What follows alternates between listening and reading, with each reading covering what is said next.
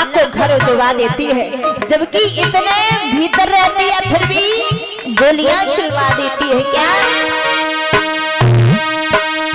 रहती जीवन मुख के अंदर,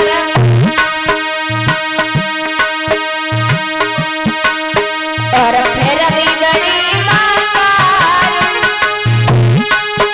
और इन दातन के फाटक लगवाए, और कर की बात जीवन गुजारे, लखों परिवार गुजारे, जीवन गुजारे।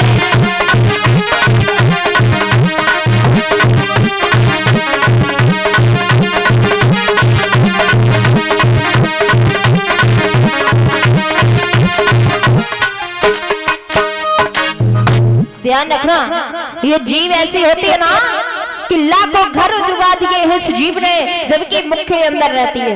क्या दातन के फाटक लगवाए, कर दे बंदी की बार, जीव ने जुल्म गुजारे, लाखों परिवार उजाड़े।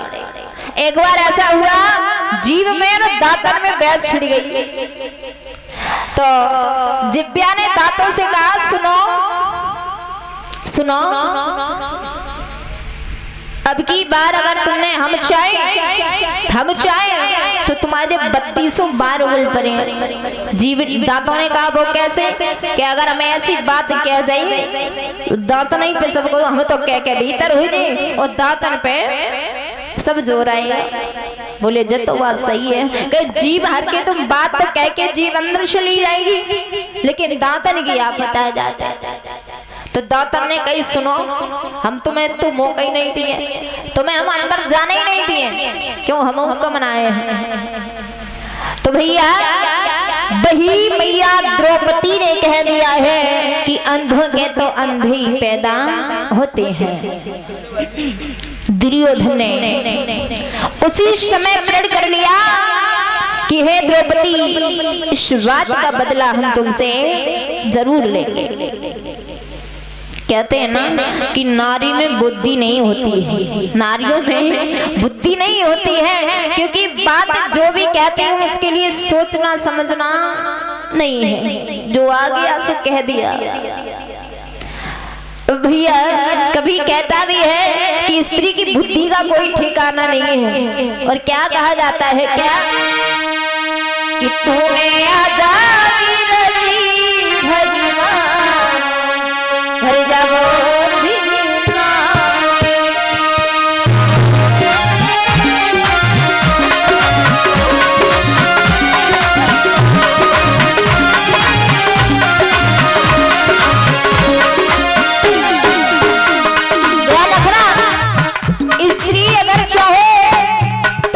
स्वर्ग बना देगी, और नारी अगर चाहे तो घर को नरक बना देगी। क्योंकि स्त्री अगर चाहे तो पति का सम्मान करवा सकती है, और स्त्री चाहे तो पति का अपमान करवा सकती है। ये बड़ा सुंदर भाव लिखा है। क्या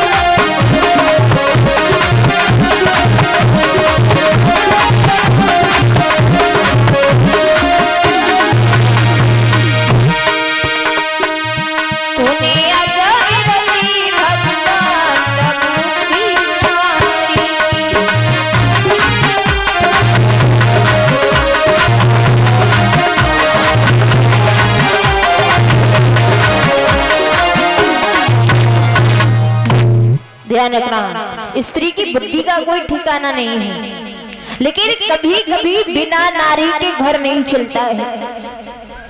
आपने देखा होगा घर में अगर पत्नी है, बच्चे हैं, और पत्नी अगर खत्म हो जाए तो पति बच्चों को नहीं पाल पाता है, नहीं पोषण कर पाता है। और यदि पति खत्म हो जाए तो पत्नी अपने बच्चों को पाल लगा लेती है। तो नारी का बिना नारी के घर नहीं होता है। नारी जो होती घर की लक्ष्मी होती है, जो नारी सी हो घर में।